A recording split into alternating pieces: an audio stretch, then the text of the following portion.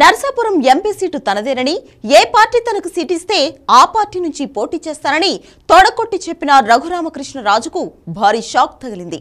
BJP ఆయనకి seat నిరాకరించింది. కొత్తగా ఒక నేతను పార్టీలోకి తీసుకుని ఆయనకు ఎంపీ సీట్ ఇస్తే పార్టీలో ఉన్న స్థానిక నేతలు, సీనియర్ నేతలకు సమాధానం చెప్పడం కష్టమవుతుందని బీజేపీ అధిష్టానం భావిస్తుంది. అందుకే రఘురామకృష్ణరాజుకు సీటు నో అని చెప్పింది. అంతేకాదు తెలుగుదేశం లేదా జనసేన నుంచి సీటు తెచ్చుకోవాలని ఆర్ఆర్ఆర్ కు సూచించింది బీజేపీ. బీజేపీ టీడీపీ నుంచి 6 ఎంపీ స్థానాలు ఆశిస్తోంది. అందుకు ఒప్పందం కూడా జరిగిపోయింది. రాజమండ్రి, ఏలూరు, విశాఖ లేదా అనకాపల్లి, విజయవాడ, తిరుపతి, రాజంపేట లేదా హిందూపురం, అరకు వీటిలో 6 ఎంపీ స్థానాలు తనకు ఇవ్వాల్సిందేనని చెప్పేసింది బీజేపీ. బీజేపీ అడుగుతున్న 6 స్థానాల్లోనూ ఎక్కడా నరసాపురం లేదు. దానిని బట్టి రఘురామకృష్ణరాజు బీజేపీలో చేరడం లేదని, బీజేపీ ద్వారా నరసాపురంలో పోటీ చేయడం లేదని స్పష్టమైపోయింది.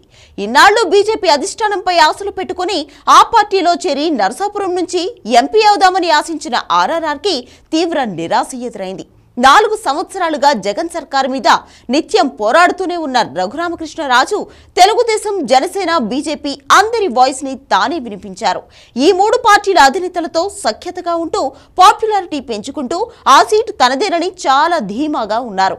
కానీ బీజేపీ ఇచ్చిన షాక్ కి 3 పార్టీల క్యాడర్, జనంలోనూ ఆశ్చర్యం నెలకొంది.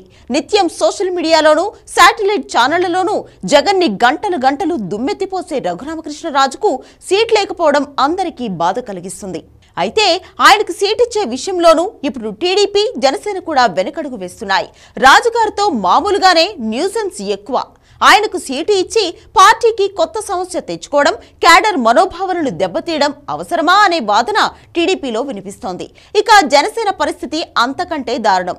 వాళ్లకు ఉన్నదే 2 సీట్లు. అందులో కాకినాడ నుంచి పవన్ కళ్యాణ్ పోటీ చేస్తున్నాడు.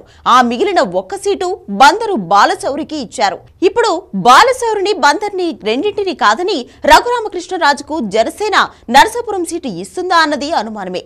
బయట నుంచి రఘురామకృష్ణరాజును తీసుకువచ్చి నరసాపురం సీట్ ఇవ్వడం కంటే పార్టీలోనే ఉన్న సీనియర్ కాపు నాయకులకి నరసాపురం ఇస్తే ఖచ్చితంగా గెలిచి తీరుతారని జనసేనలో కొందరు చెప్తున్నారు. అసలు వీధిలో పోయే కంపను తీసుకొచ్చి వీపుకు తగిలించుకోవడం అవసరమా అని కొందరు జనసైనికులు ప్రశ్న. ఒకవేళ నరసాపురం సీటు జనసేన తీసుకుంటే పార్టీలో ఉన్న సీనియర్ నేతలకి ఇవ్వండి అంటున్నారు కూడా. సో జనసేనలోనూ రాజుగారికి టికెట్ డౌట్ గానే అనిపిస్తుంది. చంద్రబాబు నాయుడు, అమిత్ షాని మొదటిసారి కలిసిన మరుసటి రోజే ఏపీ సీఎం జగన్ ప్రధాని మోడీతో సమావేశమయ్యారు.